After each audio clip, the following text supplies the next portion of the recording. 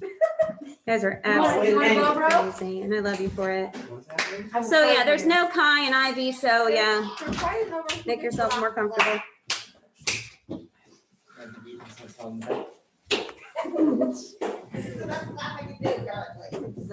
Can you get through? Yes. Okay, there we go.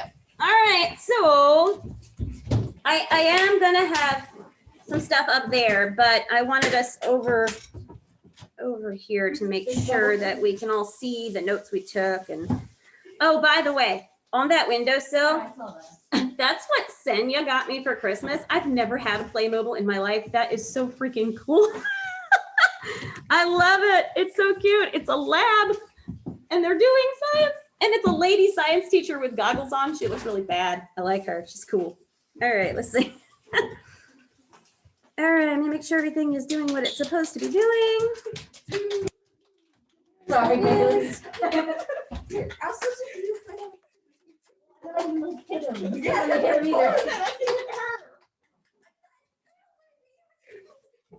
Y'all are nuts. Dude, you sound distressed. You do. Okay. She normally is. Okay. I'm being. I'm fine. Y'all are just nuts, but I love it. All right, so today we're getting more into the nitty gritty of states of matter and forces and, all right, we're good, and energy and how energy changes, state causes changes in states of matter. All right, we're good with the clapping. Sorry, that's like enough. Jeez. All right, so we have states and state changes, and I was talking with the younger group today, and we had the analogy of growth. You can think of enthalpy like growth. So, for example, if you were 5'2" last year, and you were 5'4" this year, huh? Right? Yeah. Ha ha. Then you grew 2 inches. Nice job. If you were 5'4" last year and you're 5'2" this year, what would we say? Yo, what's up, Michael? Yeah, right. We wouldn't say you grew. We would say what?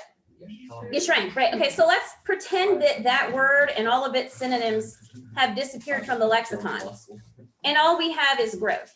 So if you went from 5'2" to 5'4", you had a positive growth. But if you went from 5'4" to 5'2", what would we say? Shrug. Well, take all that out of the lexicon. So what would it be? If growth is the only word you can use, Negative. you had a negative growth. Okay, so that's why enthalpy can be positive or negative, right? And you can say that your energy is sort of like your current height, but your enthalpy is your growth. So if you think about it like I'm 5'2.5", okay, that's my current state. That's my state of matter. That's my current energy. But it doesn't help to tell you, you won't know how much I grew if you don't know where I started, right? You have to have the 2 points to see the difference, the change in the middle. So we have our states of matter and our solids. You guys are still wound up. You good, Alex? You good? Okay, so our solids He's having trouble. apparently have their particles in fixed positions, right? So you come in here? You come in here like last time? You gonna do class with me? Come on. Come here. Come on. Yeah, he's a good boy. He's a good boy. So Wait, I can second it. We all love if your Rainbow, but solid- Ozzy should be our mascot. if your solid particles have fixed positions, they're going to be at your low, here comes Abby, at your lowest energy level. All right. And then if you were to gain energy, of course, that causes your particles to start moving around more, move to a liquid, right? They move more easily past one another. And liquid forces lead to surface wetting and then capillary action, which is what is in your ear? I don't know what that is, but that's what we just saw, the capillary action demonstration. And Abby, I'm gonna add that video separately, but we were just doing a little capillary action demo over there. So yeah, you get your buzz. Okay. So your liquid forces are going to lead to your surface wetting and then your capillary action. So also your liquids have surface tension. So that's why capillary action is possible, because it's oozing up the tube. It's sticking to, it has to do with the polarity of water, but it's sticking to itself and to the glass in the tube. And then your gas is essentially independent. So there's your graphics right there. I don't know what you got into, of your solid, liquid, and gas, right? And you can tell just by looking that the gas is going to have more energy than the solid because those particles are bumping around. So if you were to, okay, here's the thing. Who's got a propane grill? Anybody got a propane grill? I have a propane grill. I know your dad is anti-propane grill. All right, so if you have a propane grill and you need to get your propane tank refilled and you're not doing the thing where you just exchange the tank, you have to go to the big tank and they fill it up, right? Anybody ever watch that happen? No. Okay. You ever picked up the tank when it's empty versus when it's full?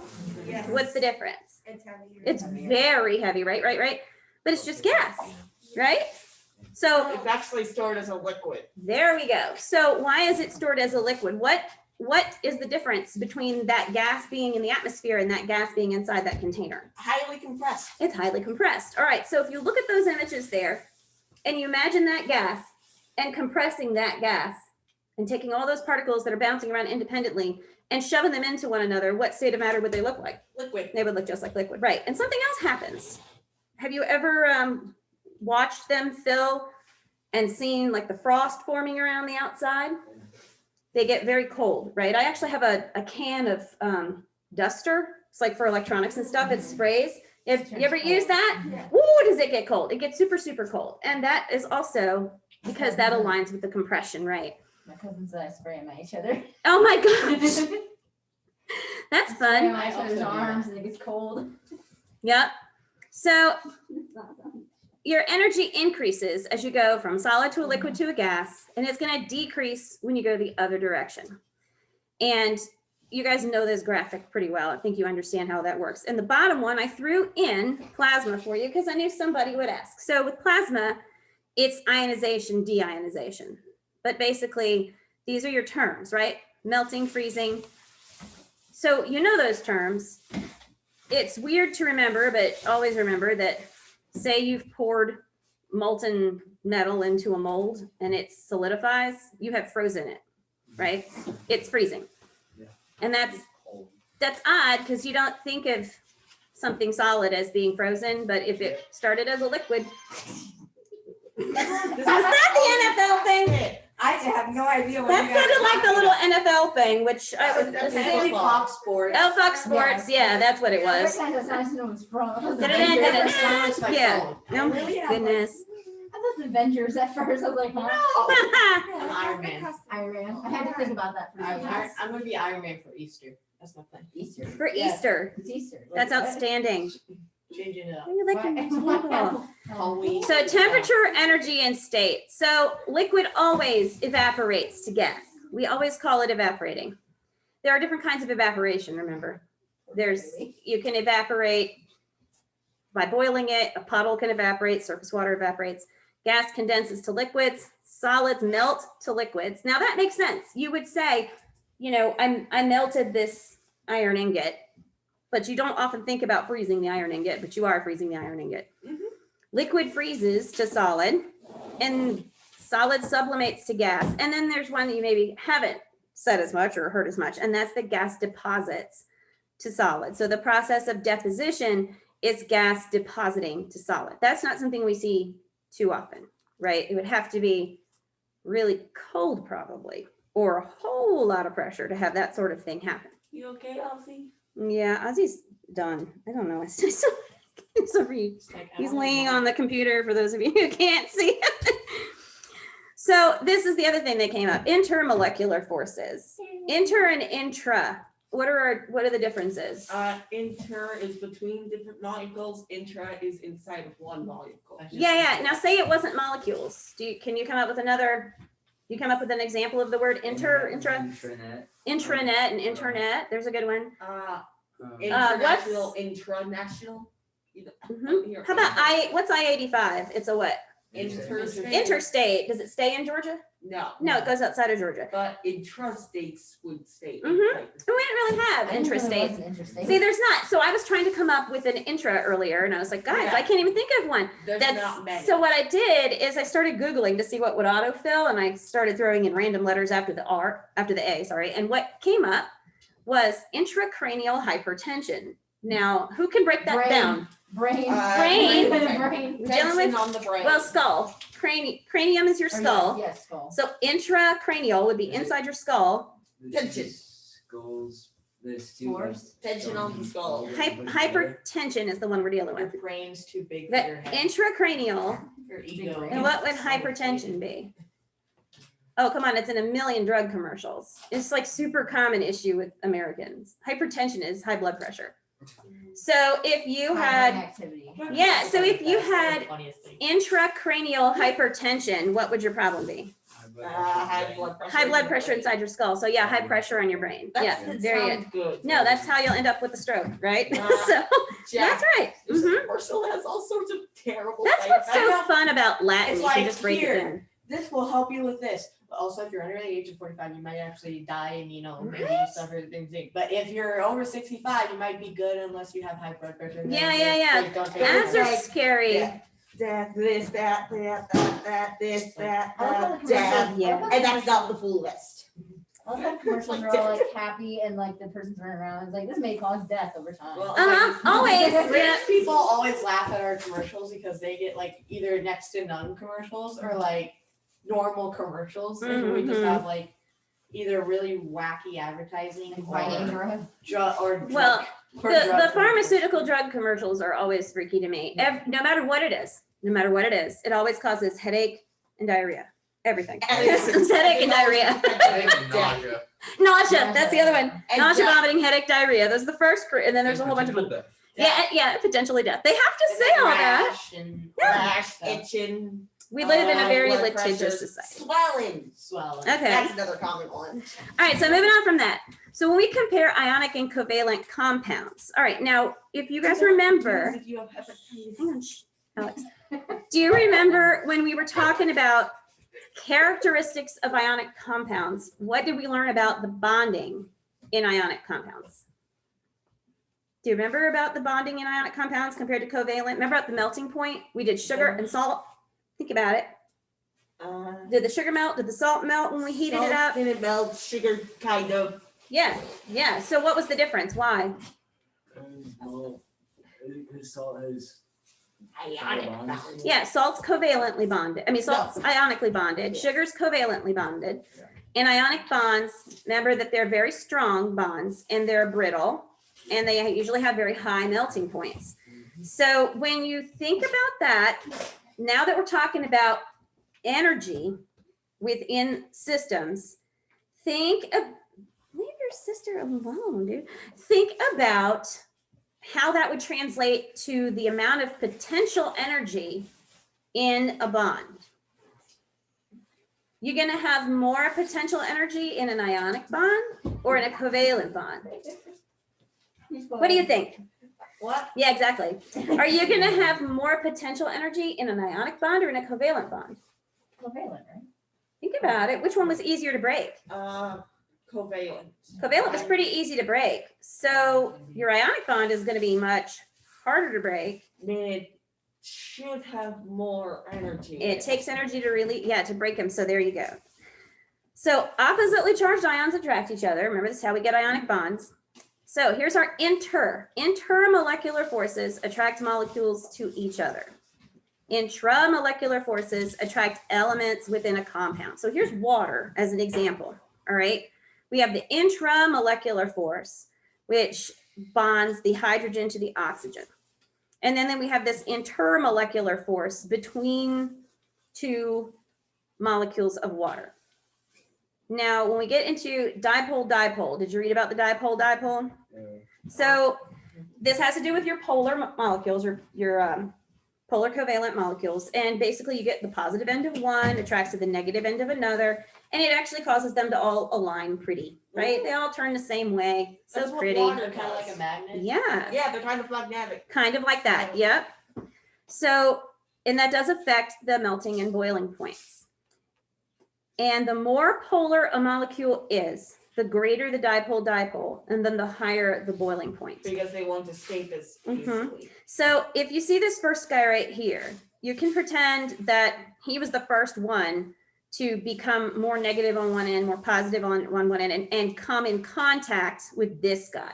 So when these two come in contact with each other, well, now you've got something going on. And this dude, no matter how he was oriented, is going to swap himself around and join the rest of the crew. It's all follow the leader, right? That's what we're doing here. Do you guys remember how, I talked about it before with you guys, how microwaves heat stuff? You remember, Michael? They We were talking shoot about microwaves Sabine. that Radio. that Not radio waves. microwaves They're microwaves, that yes. boil the water inside of the food. So we were just talking about how they're like magnets, right? We have polar ends and non-polar positive and negative ends of water molecules. Do you remember when we did the lab where, no, it wasn't a lab. Oh, I don't know, the other group had it. It was a homework assignment. Create friction, right? Right, that's how they work. So you've got a polar end of the molecule, the water molecule, right? And then basically you have two magnets that are switching on and off super, super rapidly, and it's causing the water molecules to switch orientation. And as they switch orientation like that repeatedly and super fast, it causes friction, which heats your food. Karate Kid. Who saw Cobra Kai? I binged it. I binged it, man. It's Oh, so so good. good. I've been wanting to watch it. You gotta watch all the original Karate Kids though before you go there. So, I've watched every. I had Ralph Macchio all over my I've bedroom never walls. watched one Karate He was my Kid. first celebrity crush. So I'm ashamed of myself. But I have seen all Back to the Future, so I think I'm redeemed. there you go. So the other thing to think about when we're talking about water and its polarity is surfactants. I know we went over this a little bit before break, but a surfactant attaches itself to one end of the water molecule and usually an oil on the other end because it has a polar non-polar, so it takes advantage of that, and it's sort of like the link between like an oil molecule and a water molecule. For example, So- soap.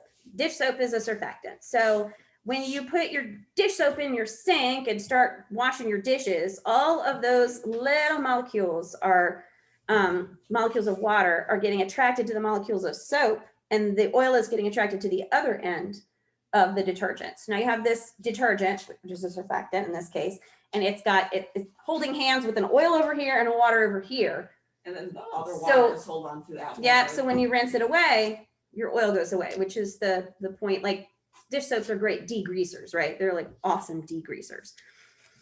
Galaxy brain. Yeah, they're okay. So now we talk about hydrogen bonds. So these form with electronegative atoms. They're strong dipole-dipole, and they explain the properties of water. So what are some of the properties of water that can be explained by its unique structure? Like what are some things on this planet that couldn't happen, that wouldn't happen if water wasn't the way it is? Icebergs floating Icebergs floating. Why do icebergs float? because the water molecules align and trap, I believe, gases. Also, we did wind turbines. A little bit. So when you take most things in their solid form, if you think about that graphic again of the particles, are going to be more dense, right? Water is an exception. Water, when it freezes to its solid form, it doesn't become more dense, it becomes less dense. It expands. It That's why- expands. That's why if you freeze it, you'll see it go up. Right. So don't Mhm. fill your water bottle all the way and then No. put it in the freezer. Never do that. Right. Exploded Yeah. broken water bottle. And there's the graphic up there of how water molecules arrange themselves when they freeze. It does like a crystal lattice type of structure, right? That's why your water floats. I mean, your ice floats in your water. Your icebergs float in the ocean Which because doesn't water work is an like exception to the rule. You can only compress the water, but so much before it starts to expand because of the way it's structured. And because it floats in winter, what happens to a pond when it's really cold that. outside? Freezes over. Where does it freeze from? Where does the freezing start? The outside. The outside in. Does it start at the bottom or the top? Top. The top, because the ground's much warmer. it starts at the top because that ice is at the top where it's less dense. It's less dense than the water, right? Yeah. You can't freeze at the bottom. It's not possible because it's more dense down there. And as soon as that starts to freeze and become ice, it's going to float. So think for a minute, what would happen if ponds and lakes froze from the bottom up? It would create chunks of ice that would then float up. What would happen? We'll say they didn't float. Oh. Say it wasn't. Say this didn't exist, this Then property the of water. entire pond would turn into ice. And what would happen to everything living in it? Ah. All right. So everything that's an aquatic organism, Insert obviously. scene here. yeah, yeah. There are a lot of very unique properties of water that wouldn't be possible without its particular construction. And when you really start thinking about it, it's interesting because it's a unique thing that makes Earth, like people say you can't have life on a planet without water. You can't have life without water's particular structure. Yes. Oh, Well, sure. at least the life forms that have developed on Earth. We don't know if there are other Right. types of life that could have developed. Yeah, it would have to be some type of life form that can survive in cold temperature and not just be a life form that survives with water inside like we do, but just thinking about the way temperatures function and the way water behaves. Fluorine-based substance Mhm. creature. Have you ever seen the trick? This isn't about density, but it's smart. The trick for finding out if your power went out, which involves like a quarter and okay, so if you say you're going out of town and there's supposed to be a storm maybe, or like you've been evacuated because there's a hurricane or one of those kinds of things, you're going inland for a couple days, you can take a cup or a Gladware container, one of those things, and fill it with water and put a quarter on top of it and leave it. And if when you come home, your quarter is still on top, your freezer didn't die while you were gone. But if your quarter is under the surface or at the bottom, your freezer died and then refroze and you should throw everything out. Good hint, right? I learned that a while back and thought, why didn't I know that my whole life? I lived in a place where hurricanes were coming every summer. I never even heard that before. We had all the nutty people that were taping windows. You ever seen that? That's fun. That's what people would do. They would take masking tape and they'd like tape all over the windows, all crazy. Because the thought is if a piece of debris hits the window and breaks it, it'll at least hold together. I don't know that that's true, but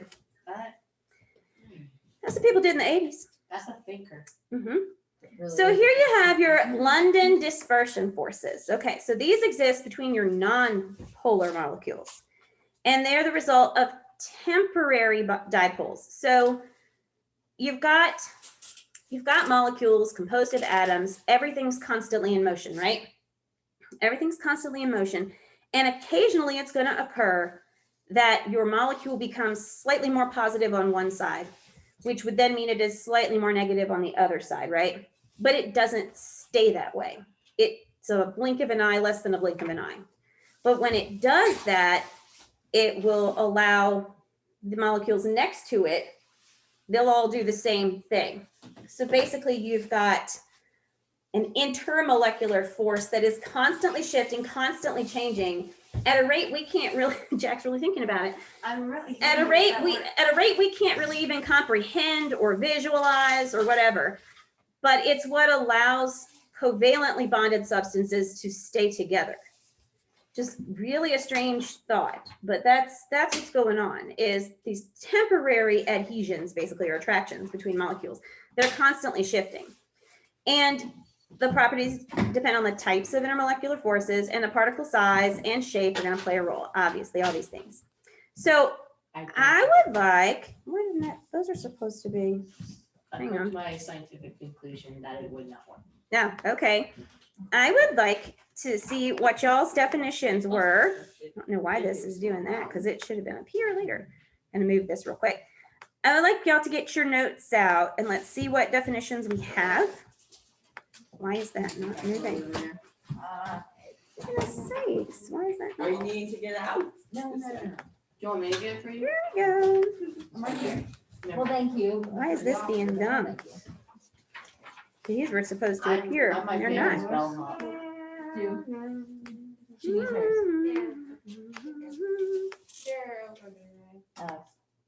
Oh, do I need to get out? Yes. They're not animated. Let everybody give everybody a second to get their stuff together here. Gentleman apple. I'm my family's personal bellhop. Whenever we go to a hotel, Your personal bellhop, huh? It's my job to get the cart and then That's help my great. dad unload all the That's what suitcases. kids are for. I know. It's like That's what we, that's I totally the purpose I of Well, we were just- made for. I adopted the Del Pot. you did, Yeah. became your I job. used to think it was the coolest thing, and now that I have to do it, it's like, Yeah, when At you're least I can listen- younger, At least I can listen to my music. when you're younger and people ask you to do stuff, it's like, cool, get nice to do I'm stuff. important. Mm-hmm. It's like, I'm important. Yep, you're always like, okay, Totally. I'm not really that important. Yeah. So I think and you don't feel so important. You're just important enough. It's here. You sure? What would happen if you filled a bottle of water to the top and then froze it? Ozzy asks. Ozzy asked, sorry, Abby asked. She also said Ozzy's cute. She said Ozzy's cute. Sorry, Abby, I'm reading that. Man, Ozzy, you're so. So what would happen if you filled a bottle of water to the top and then froze it? It would expand enough to crack the bottle. If you had a cap on the bottle and it was plastic, it would expand and potentially crack. If it was glass, it would shatter the bottle. And if you had no cap, it would just it would expand. just come out the top. Mhm. That would look cool. I know. Anybody ever put a soda in the freezer Yeah. accidentally and then forgotten about it? Yeah, we've learned to put timers on if we put something in the freezer because we'll forget it. But if you put a soda in a can My parents always advise In a me fridge not to do that. and walk away, it's a terrible thing to have to clean up. So don't do it intentionally. But it's really interesting as an experiment because the water in the soda expands, which causes the can to explode. And when it explodes, there's so much pressure that it explodes like it would if you had shaken it. So foam that is like is close to being completely frozen because it's so cold, comes flying out to coat the inside of your freezer and freezes almost instantaneously. So when you open it, it looks like the inside of a cave. Like there's stalactites, it's like foam frozen. Yeah. We have a mini fridge we're not using anymore. I'm Yeah, there you definitely cranking it all the way up. Put a soda in there and see what happens. What are you gonna say, Shannon? Get those pictures. You meant Shannon had a question. Excuse me. Yes, ma'am. So when you put it in the freezer, if you were to, Yes. does it like explode instantly when you open it, or can you take it out and then open it and it explodes? Oh no, dude, it explodes while it's in there. Dang, I was like, maybe we can do this experiment, put it in there and take it outside. Well, what you could do is watch the Weather Channel or the whatever you watch.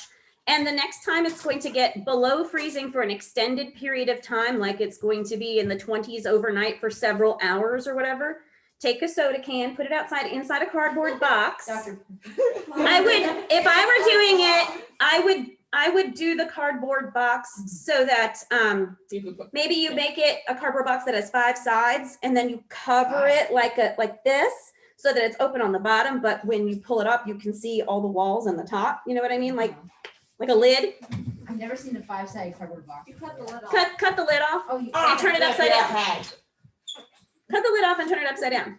You know what I mean? I'm so excited about it. I am so good. And you cut the hole out so you can put it Well, in this a is camera. Georgia. The camera, yeah. So, Don't crush my dreams. I can do I'm this. not crushing dreams. Just say this is Georgia. It's like it's Tennessee or She's something. There you go. critiquing. Okay, so Weather's more predictable. what do we have for surface tension? Does anybody have a definition for that yet? Did anybody get those done even? Because it was the holidays and we're all like pretending we don't have homework. No. I love it. Nobody did. Yeah. Okay. I wrote them I did down, it. but I'm not Abby did it. confident in my thing. Abby did it. Ethan and Abby are like. Yes, Ethan, what you got? So I said, For homework. surface tension is the tension on the surface of a liquid caused by the particles on the surface. There you go. Did y'all hear him or did you talk through it? I heard him. There we go. So he said that it is the tension on the surface caused by the particles. What? Sorry, I was trying to listen too, but there we go. Yeah. It's the tension on the surface of a liquid caused by the particles on that said surface. There you go. Okay. Yeah. So what I have like fancy definitions for all of these. So this is Abby says the force that acts on the surface of a liquid and tends to minimize the area. Very good. It does shrink the area, but this is why you have a meniscus when you look in your graduated cylinder, right? So it's the attractive force exerted upon the surface molecules of a liquid by the molecules beneath and tends to draw the surface molecules into the bulk of the liquid that makes the liquid assume the shape having the least surface area. So it's always going to have the least surface area because, as Abby's pointed out, there are some contractive forces there. All right, Jack, what have you got? For Evaporation. yay, okay. The process of turning from liquid into a vapor gas. There you go. All right. So evaporation is the process of changing from a liquid or solid state. This says liquid or solid. That's not right. Into vapor. I caught it, not you. Like a fog, mist, or steam. Evaporation is a noun form of the verb evaporate. Both terms are typically used in the context of water turning into vapor, but we can use it with any substance, right? All right, and how about boiling point? That one's easy. You guys can do boiling point without having it written down. What'd you get? What's boiling point? The temperature at which a liquid starts to boil. What's boil? The process, boiling is the process of turning a liquid into a gas or a vapor because it reaches Using heat, a right? high enough temperature Right. that So the temperature at it which gives it enough thermal energy to go Right. flying off. So the temperature at which the pressure exerted by the surroundings, think about that, upon a liquid is equaled by the pressure exerted by the vapor of the liquid, which we're going to be talking about vapor point soon. Under this condition, the addition of heat results in the transformation of liquid into its vapor without raising the temperature. Water at its boiling point is another one. So think about this. Jason and the boys are in Colorado right now, okay? The I want to ski. I've never skied. the in my life. atmospheric is the atmospheric pressure on average higher here or higher in Colorado? Depends on where in Colorado. They're in Telluride, but they're not in Denver, but still. If they're skiing, then that means They're in the mountains. They're in the So mountains. It's going to be higher here Higher here, why? because because there's more pushing down on us. Correct. So the closer you are to sea level, the higher your atmospheric pressure generally is, because you have to think about that column of air particles, molecules pressing down on us, and the higher up you are, the shorter that column is. Yeah, The although lower once you you get are, Below sea level, like in New Orleans, then it's the farther away you are Right. from sea level. so The farther you are. do you know from how that affects boiling points? Like, I gave them pasta last night for dinner because I did all their shopping for them. I ordered everything for them to just pick up at a store. So what happened? Cole made spaghetti with chicken last night. I have pictures. Oh, I can no. prove it. I think I already know. So what happens to the pasta when they try to boil it? It takes less time to boil. And it doesn't get to as high of a temperature. Does it take less time? More Yeah. time? More time. It What do takes we less time to boil and it gets to a lower temperature Okay, explain why.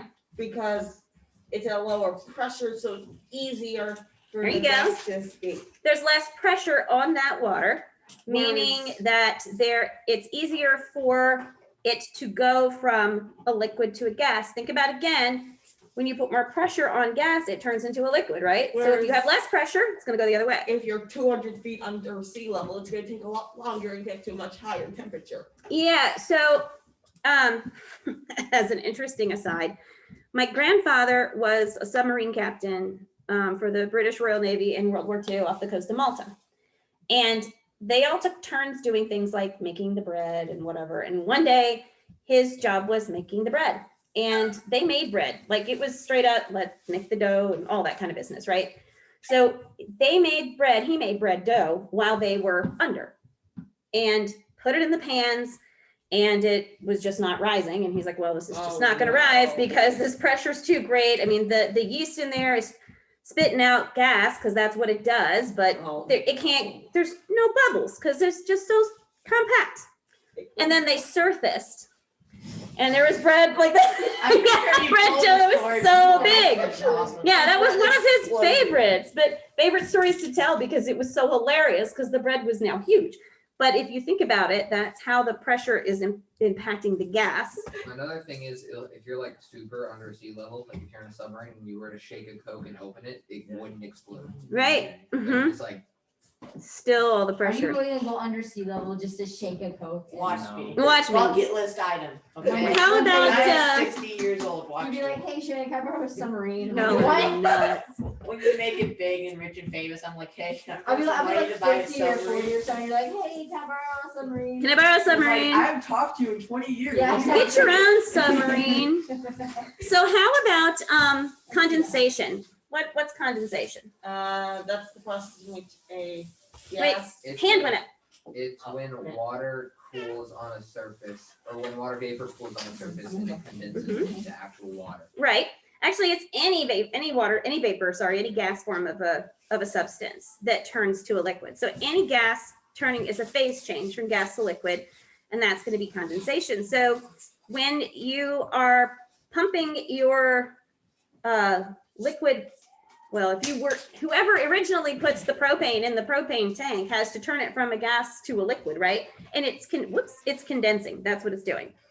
So it's not the same type of condensation that you see on outside or on outside of your glass, right? We see that all the time. That's really obvious. And also, I was going to say one cool side effect or whatever of condensation that if you're really lucky, you might get to see.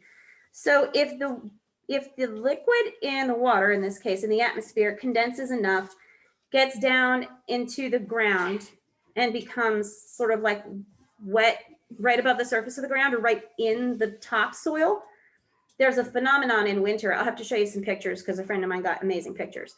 But there's a phenomenon called frost flowers, and this is totally about water molecules and how they function. But the water molecules on the surface will start to freeze, and as they freeze, they'll freeze in like a little thin sheet, and then the ones directly below it now will start to freeze, and because the top is less dense, the ones beneath are pushing it up, and it will curl like a ribbon. Oh, that's cool. It's beautiful, and it's called frost flowers. I've never seen one like in real life. I've seen pictures. But a friend of mine, actually, one of my former biology professors, was taking a hike. She takes lots of hikes, and she took a picture. It was on her birthday, and she's like, "This was my birthday gift. Look at all these." She got 5 or 6 different frost flowers on one hike. It was beautiful. So yes, condensation is a change of a gas to a liquid, a reaction in which 2 or more molecules combine to form a larger molecule. Yes. Is there any chemistry for this? I don't know. Like the air, the pressure? Physics. Well, yeah, he's definitely got pressure going on there. He's taking the pressure away. Yeah.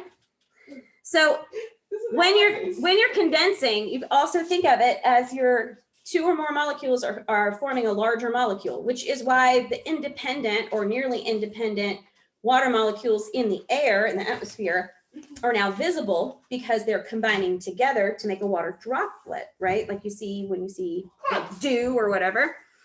It's also the simultaneous loss of a small molecule, and that's just like kind of like a different definition. And while it occurs in many reactions, it's usually reserved for reactions in which a new carbon. So this is talking about the simultaneous loss of a small molecule such as water or methanol.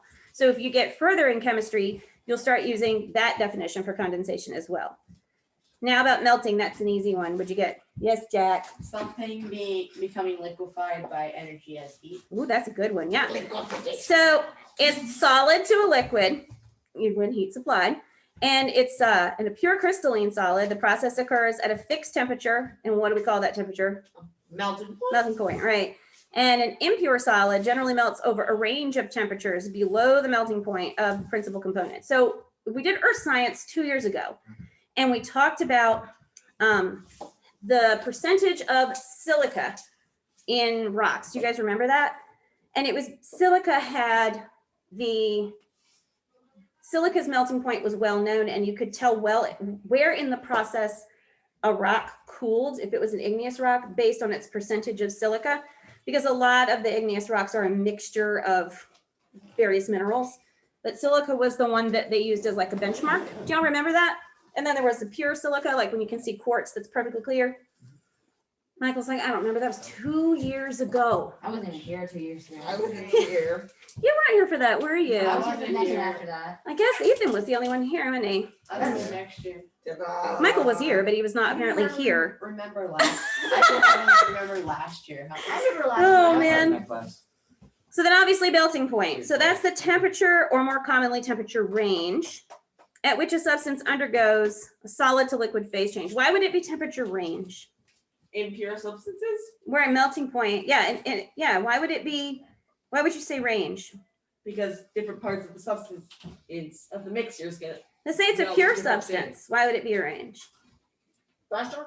Pressure. There you go. Perfect. Okay, exactly. There's a range at which things will melt. Say use water as your example. There's a range at which things will melt. Like at normal atmospheric pressure, it'll be 212. Mhm. Right. Yeah, for Fahrenheit, boiling. 100 degrees Right. Celsius. Right. So it also says in my big long fancy definition, without an increase, it's also a substance undergoes solid to liquid phase change without an increase in temperature. Alternately, the temperature at which a substance exists in equilibrium between solid and liquid phases. We're going to talk about equilibrium a lot next week. A lot. How about freezing? Who's got freezing? That's easy. You can do freezing. The opposite is Shannon, you can do relative. it. What's freezing? Liquid goes to a solid. There you go. Process through which a substance changes from a liquid to a solid.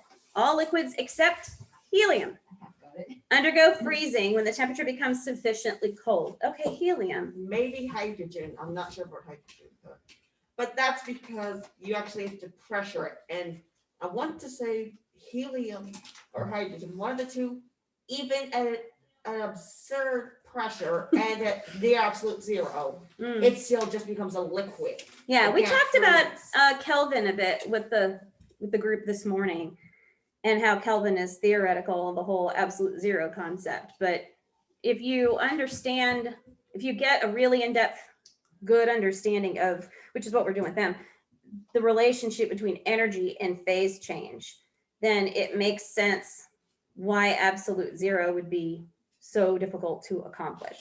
Because there is, like I said before, if your energy is like your height, right? And you can tell your growth based on your enthalpy. If your energy is your height, how do you get rid of that energy? Where does it go? It goes somewhere, right? Yeah. So how do you get to absolute zero? Like, really think about that. That's Science, philosophy. yeah, you gotta really think about it. Philosophical Really think about one thing today. My limit's 2. So So how about freezing point? That's an easy one. Freezing point, Bailey. The temperature at which it freezes. There you go, yeah. So it's the temperature at which a liquid becomes a solid. And as with melting point, increased pressure raises the freezing point. The freezing point is lower than the melting point in the case of mixtures for certain organic compounds such as fats. Think about that. Freezing point is lower than the melting point. Okay, yeah. In the case of certain mixtures, for certain organic compounds such as fats. So think about butter. Butter is frozen. Butter's frozen. You know, when you eat butter, it's frozen. Unless you're having what they sometimes call drawn butter, which I always thought was a weird term. You know, when you have like crab legs or something and they bring you that little melted butter to dip them in, that they call that drawn butter. I had never heard that in my life. But some waitress asked me, "Do you want drawn butter?" And I was like, "What the heck is that?" I mean, it's like, I don't even know what you're talking about. She's like, drawn butter, the dipping kind, the liquid kind. Oh, there you go. That's a new term. Melted butter. Yeah, melted butter. Yeah, drawn butter. There's And So when a- is you, that what you put on popcorn? Yeah. Ooh, butter on popcorn. What were you Oh, saying? how I'm trying to think dare of something. you. There's like a word for that. 'Cause I know what that is. It's where they Uh-huh. take the milk solids out of the butter and then that's Ghee. what you. Dr. Ghee. Pepper. Yeah, Ghee. ghee. Yeah. So yeah, that's what I was gonna say. If you melt the butter, Clarified butter. yeah, clarified butter. Yep. So if you melt the butter, you get the butter at the bottom. That's like the clear yellowy stuff, and then you get the stuff on top, which are the solids, the milk fat solids, the butter solids. And yeah, as Ethan said, when you take them out, that's clarified butter because you've clarified it, you made it clear. But that's also, I'm pretty sure, what's in ghee, which Yeah, is it's ghee. ghee is, if you ever see ghee, it's Ghee. It's used a lot in Mediterranean, Indian cooking, Middle Eastern cooking, but it's basically just the fat. It's just the butter fat. Hmm. All it is. No solids of any kind. That's also how like people, if they're like frying something in butter, they have to do that or else the milk solids will actually burn. Yeah, they do. Butter, that's what brown butter is. Like when you have brown butter, that's what you're doing. And that's why you can cook things in olive oil at a much higher temperature than you can butter, because the butter will burn, whereas the olive oil doesn't contain the same fats. I mean, the same solids. So sublimation. All right, you got it. Go ahead. That's when a solid goes straight from a solid to a gas. Yeah, what's a good example? CO dry ice. Dry ice. Yeah, that's the obvious example, right? And remember I told you about the idiots with the snow? They're coming. It always snows January, February. This is when we're gonna get it, right? Yeah. They're coming. Watch your social media. You'll find one. When you find it, this person, even if it's an old video, it's still gonna show up in your social media or wherever you're looking. Just send it over to the forum so everybody can giggle. What Because happened? man, And if it doesn't happen, I'll have me and my sisters do it. you don't know what you're looking for? You know what you're looking. Okay, so there's always somebody every year who, when it snows, want to explain it? Can I explain? Yeah, explain. So, story time, okay? if I remember the story correctly, which again, don't remember much of last year, but this was a pretty vivid memory. So basically, feels so good. these quote unquote smart people, as they have self-proclaimed, have found snow. Yeah, self-proclaimed smart people. Okay, Mhm. they find snow, right? He's being so dramatic. He's being very dramatic. It's very just I'm Missing disappointed in this. society sometimes when I watch this. And they burn the snow, and it turns black. So, boom! They think the government did it. Boom! It's a government conspiracy. Instantly, fact. They tampered with our nature and our snow. It's Because plastic. It's turning black. It's plastic snow. How dare the government do that? They drop it down from a satellite. That's how it snows. That's There why you go. Georgia never gets snows in December except this year, which isn't important. That was It barely snowed. some intern messed it up, okay? It snowed at my grandma's house. That's so important. There you go. But Government what's conspiracy. actually happening? There was snow early in December, like before Right. it's actually winter. Right. But what's actually happening is it's sublimating.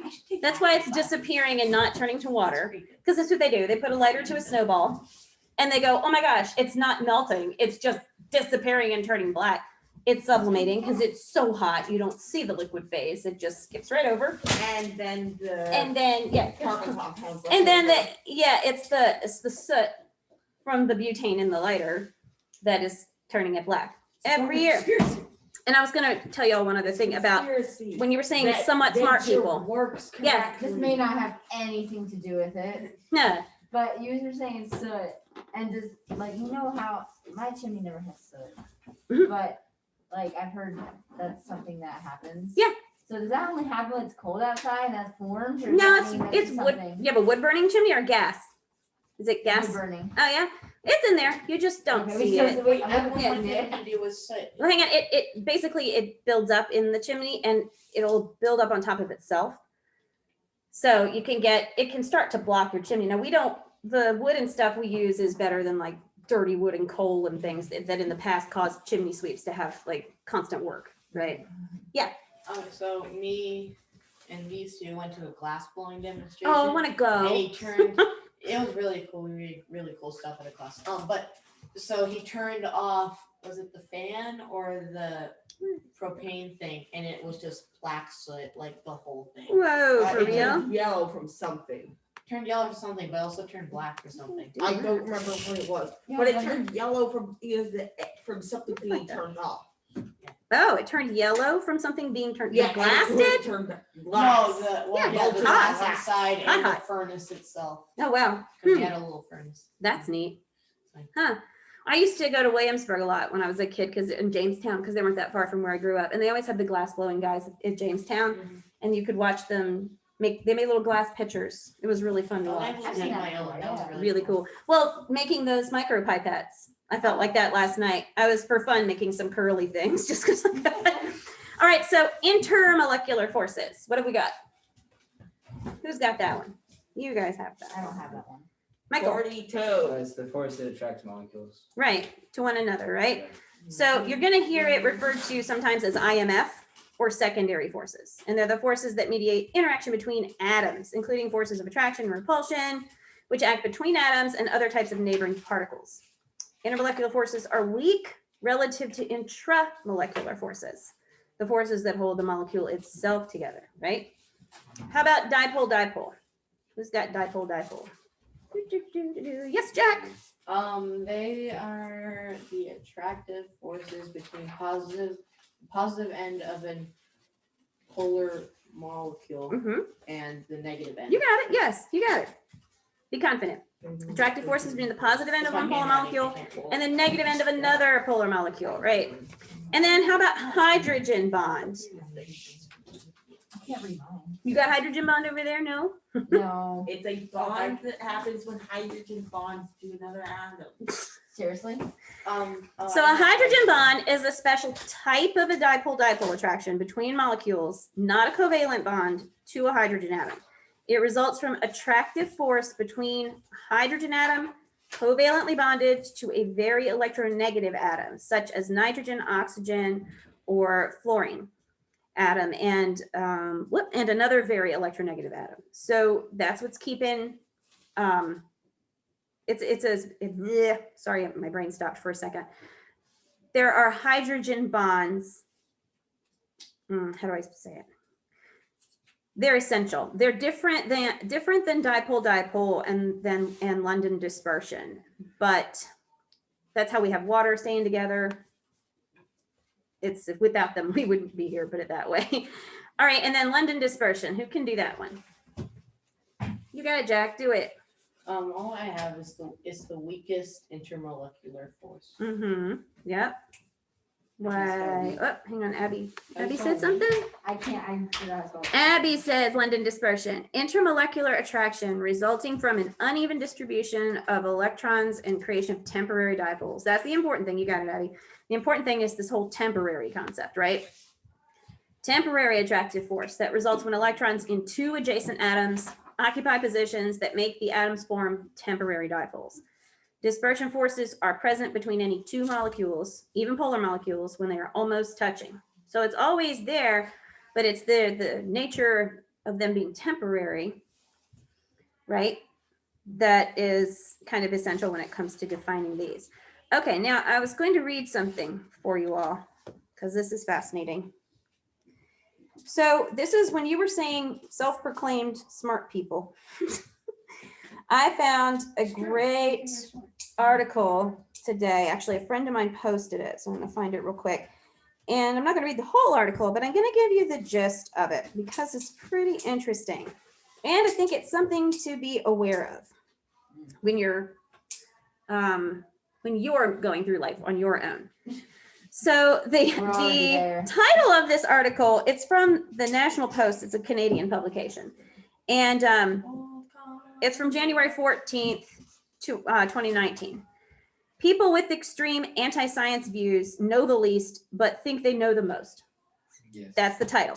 Self-proclaimed. So it says here that recently researchers asked more than 2,000 American and European adults their thoughts about, and what they used in this study was genetically modified foods. They also asked them how much they thought they understood about genetically modified foods and a series of 15 true-false questions to test how much they actually knew about genetics and science in general. Researchers were interested in studying a pervasive human phenomenon. People tend to be lousy judges of how much they know. Across 4 studies conducted in 3 countries, the US, France, and Germany, the researchers found that extreme opponents of genetically modified foods display a lack of insight into how much they know. They know the least, but they think they know the most. The less people know, the authors conclude, the more opposed they are to the scientific consensus. Scientific communicators have made concerted efforts to educate the public with an eye to bringing their attitudes in line with experts. So this goes on and talks about other topics. It says, this suggests that a prerequisite to changing people's views through education may be getting them to first appreciate their gaps in knowledge. And it says this problem is similar to what is called the Dunning-Kruger effect. And it is that the less competent a person is at something, the smarter they think they are. This is bizarre human psychology, but the less competent you are at something, at all of us, the better we think we are at it. Because you don't know enough to realize. Right. Well, it says, that's actually in here. It says not only do those people reach erroneous conclusions and make unfortunate choices, but their incompetence robs them of the metacognitive ability to realize it.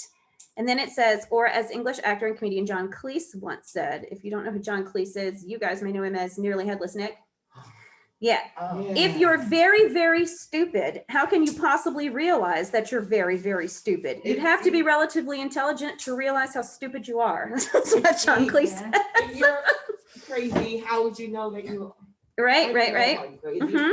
If I was crazy, And then it says, blah, blah, blah. Okay, extreme views often come along with not appreciating the complexity of a subject, not realizing how much there is to know. People who don't know very much think they know a lot, and that is the basis for their extreme views. So it goes on, and it also says that they chose genetically modified foods because they found it to be a nonpartisan issue. But when they put politics in, they actually found that this sudden human phenomenon was changed, and people were more likely to take on the if it's an extreme belief one way or another, they were more likely to take on the extreme belief of the side which meets their ideological thought process. So isn't that fascinating? Like with almost everything, if it's not a very bipartisan, it's not a very partisan issue, we think we know more than we know. But when we get to issues that become very political and very, very partisan and very contentious, we skip all that and tend to lean towards the consensus of the side that we align with ideologically, which is it's fascinating to me, right?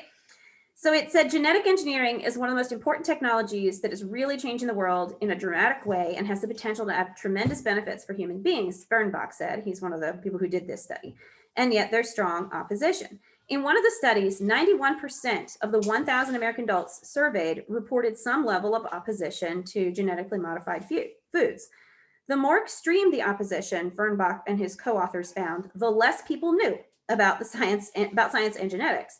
But the more their self-assessed, there's your self-proclaimed knowledge, how much they thought they knew, increased. If somebody is well calibrated, which is an interesting way to put it, well calibrated would mean basically your ability to acknowledge your level of understanding of a topic. So if somebody is well calibrated, those two things should be pretty highly correlated. If I know how much I know, then if I know a little, I should say I know a little. And if I know a lot, I should say I know a lot. Therefore, there should be a high correlation between self-assessed and objective knowledge. And indeed, that's actually true for people who are moderate. So for people who don't go to one polar end of the political or ideological spectrum, those are the ones that could say what they know or don't know fairly accurately, which is fascinating to me, right? And then it says, extremists have this characteristic of being much worse than other people at evaluating how much they know. Humans often suffer from an illusion of knowledge, thinking they understand everything from common household objects to complex social policies better than they do. So the obvious thing we should try to do is educate people. So there are definitely people who think they know. I mean, you've run into them. We've all run into them, right? They think they know more than they know. And that reminded me of a study, and I don't know if I've gone over that this year. I know I mentioned it before, but it's the study from last year. So this is a study, and this has a lot to do with people thinking they know more than they know. Stop the share there, because I think she's done copying. So I love this. This is from a little over a year ago.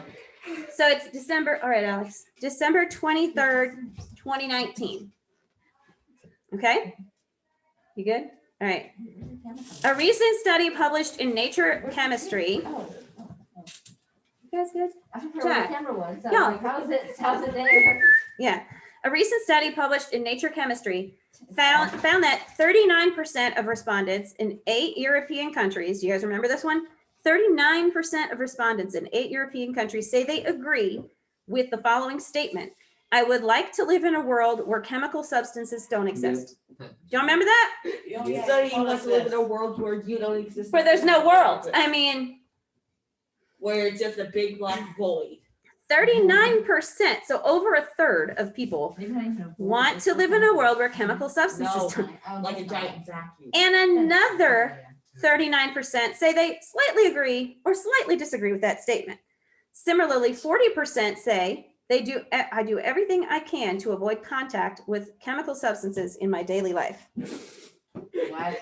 Then you literally have to jump out of your skin in your body. You have avoid to that. Impossible. Live in a vacuum. Jump out of the world, basically.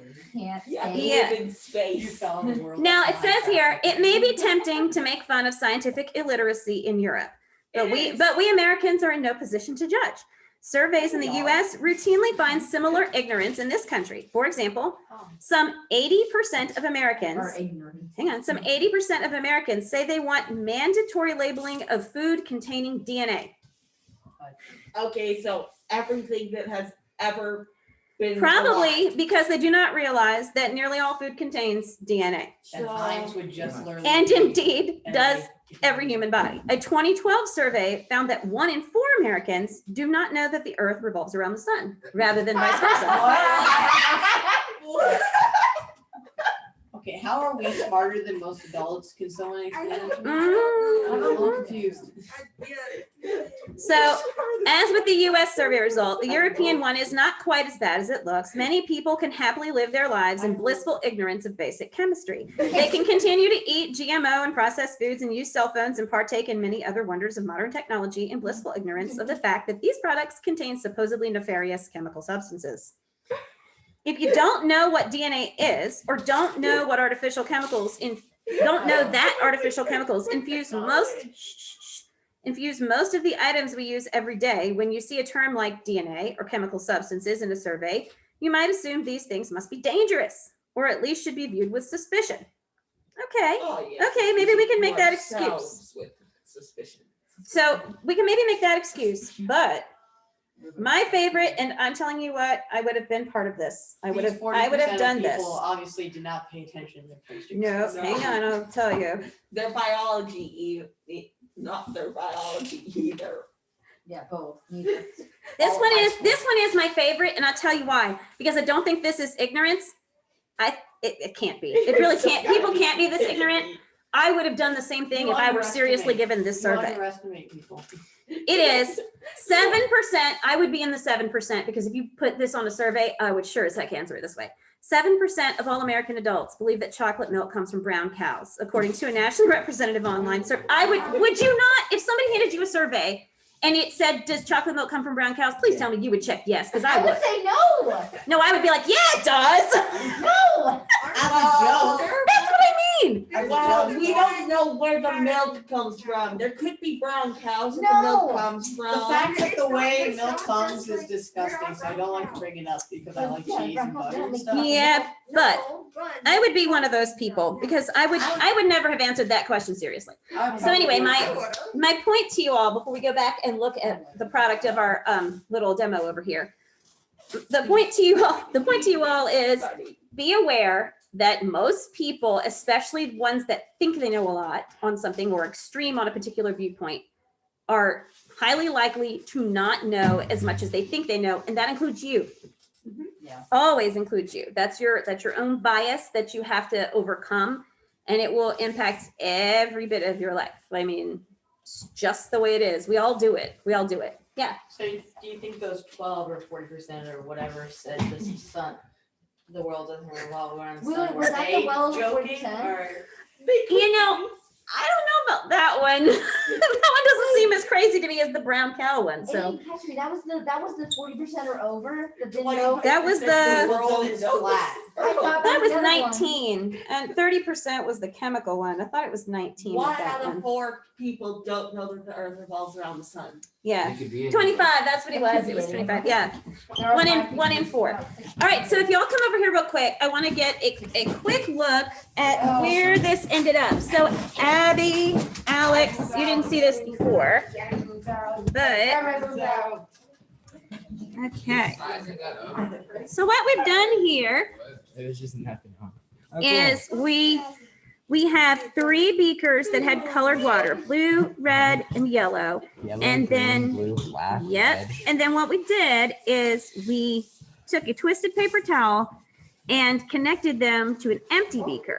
So what we've got here is a good demo of capillary action. So our red beaker, a red wick basically, dripped red over here and dripped red over here, and then likewise. So we end up with all these, I can tilt it a little, all these fun colors, but it's all there. All the colors are there. Green, red, and We get all black. our secondary colors. Those are your Can you pour secondary some purple colors. on the paper? It looks pretty dark. It is Red pretty and dark. black are my favorite secondary colors. Here, I can do it this way, I agree. just to see the purple because it is kind of dark, as Michael points out. Oh, it's purple? Oh. This one is, yeah, It just looks Eh, yeah. That still just looks like There. blue. There, you can see it. It's kind of hard to see. Maybe against a darker background would be easier. Blue. They're not mixed very Yeah, well though. That's my favorite background color. Background color. Secondary color. purple. No, red's my favorite. So I do this, you Not can a watch secondary it, color. do the whole. There we Red's a go. primary color. Capillary action business Looking again. glass. Oh, you can break it. No? Oh, yeah. There, you can really see the purple there. I don't know if she can see it, Oh, yeah. I just see but you black. can see it in there. This kind of looks like a grape jelly rancher. It's Kinda grape that- Jolly Rancher, That kind of purple.